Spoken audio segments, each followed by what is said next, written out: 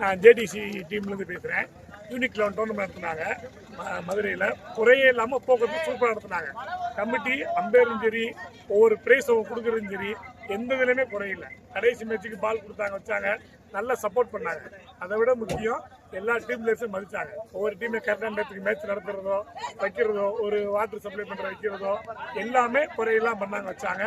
ரொம்ப ஹானஸாக நடந்துக்கிட்டாங்க.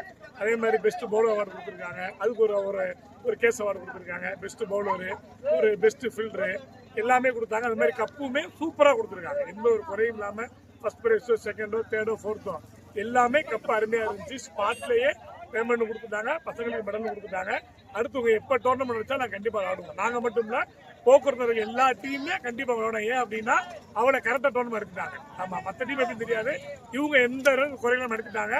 இனி மத்திய எந்த டோர்னமெண்ட் இருந்தாலும் இவங்க டீமுக்கு தான் போவான்றது போக்குவரத்து எல்லா டீமே சொன்னது. ஜேடிசி சூப்பராக எடுத்துட்டாங்க, யூனிக்ஸோட நல்லா இடத்துல வச்சுட்டாங்க.